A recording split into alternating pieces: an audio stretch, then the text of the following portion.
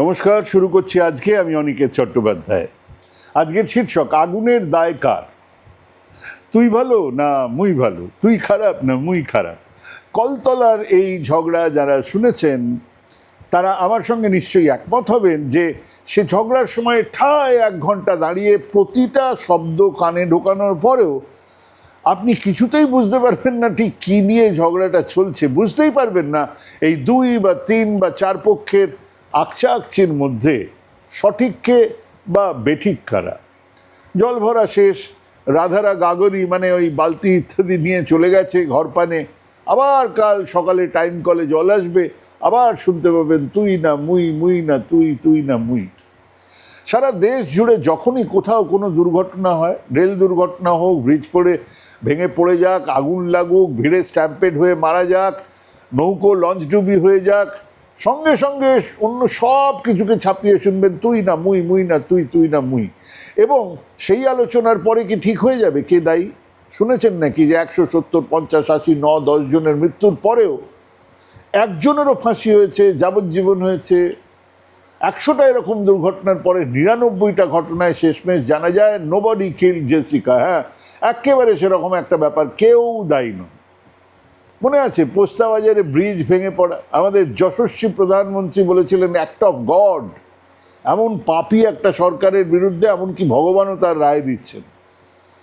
বছর পরে গুজরাটে মোরবি ব্রিজ ভেঙে 141 জনের মৃত্যুর পরে তিনি ছলো ছলো চোখে, স্বাভাবিক তিনি গুজরাটের মানুষ, গুজরাটি, তিনি ওখানে গেছেন, ছলো ছলো চোখে গিয়ে তাকিয়ে আছেন। আমরা দেখছি সেদিন এই রাজ্যের এক তৃণমূল নেতা বলেছিলেন এটাও কি অ্যাক্ট অফ গড?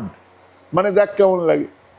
প্রতিটা দুর্ঘটনার পরে উদো আর বুদোতে লড়াই লাগে। আমরা ম্যাঙ্গো পিপল দূর থেকে দেখি আর ভাবি ভাগ্যিস আমি ছিলাম না।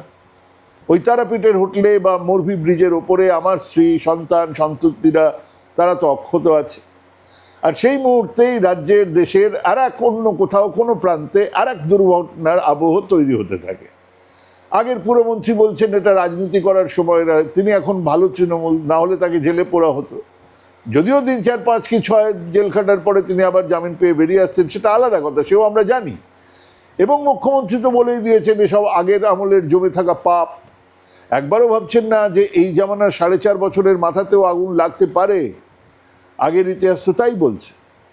কিন্তু সে বোধ বুদ্ধি আমরা কোনো জামানাতেই দেখিনি। খামোকা এই জামানাতেই সেটা দেখতে পাবো সেরকম আশাও আমরা করি না। কাজেই আপনারা জানবেন বা জেনে রাখুন, এর আগের জামানার কর্পোরেশনের যে ভয়ঙ্কর দুর্নীতি হতো, সেই দুর্নীতির জন্যই আজ আগুন লেগেছে, কাল বাড়ি ভেঙে ধসে পড়বে।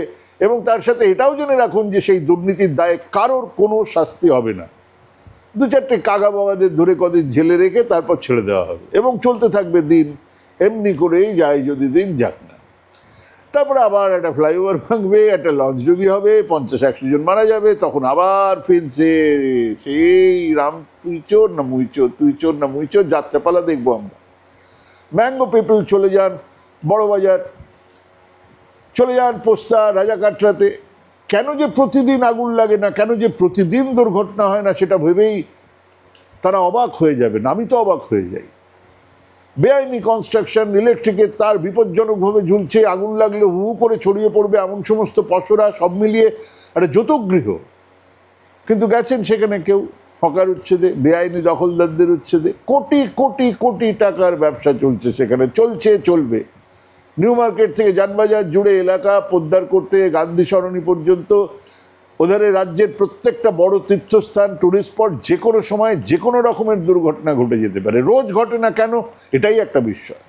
কিন্তু না, সে নিয়ে তো কোনো কথা হবে না, আগে থেকে কোনো কথা হবে না। কথা কখন হবে? যখন লাশ চলে যাবে লাশ কাটা ঘরে, তখন লাশ দেখে শকুনের দল নেমে আসবে মাটিতে। সামনে নির্বাচন থাকলে তো কোনো কথাই নেই। মানুষের লাশ নির্বাচনে বড় ভারী ইস্যু, সে ইন্দিরা গান্ধীর হোক, পুলওয়ামার জওয়ানদের হোক, বা বৈশরণ ভ্যালির ট্যুরিস্ট। শকুনেরা ঠোঁট চেটে বলে ভোট দে। আজও তার ব্যত্যয় দেখলাম না। কলকাতার আজন্ম লালিত পালিত মন্ত্রী শান্তি বলেছে তাই নাকি, আমরা তো জানতামই না, এমন হোটেলও আছে যেখানে ঘরে জানলা নেই। আচ্ছা, সেই এলাকার কাউন্সিলরকে হাত পা বেঁধে বিচুটি পাতা দিয়ে সেবা করা হোক। সেই সমস্ত এরিয়াতে রং বেরঙের রাজনৈতিক দলের তোলাবাজদের তুলে এনে আড়ং ধোলাই দেওয়া হোক। পুলিশদের এনে দাঁড় করিয়ে রাখা হোক কান ধরে এক পায়ে, কেবল একটা প্রশ্ন করা হোক, এসব তাদের জানা ছিল নাকি জানা ছিল না? সবাই জানতেন। এলাকার তোলাবাজিরা জানতো, কর্পোরেশনের ইন্সপেক্টর থেকে কাউন্সিলর জানতেন সবাই। এখন শিশু ভোলানাথ হয়ে মিথ্যে হিসু করছেন। এসব যে আমি বললাম আর আপনি যে শুনলেন, সেখানেও প্রশ্ন আছে। 10-20টা মানুষ না বললে আমিও বলতাম না, আর আপনিও বা আপনারাও শুনতেনই না।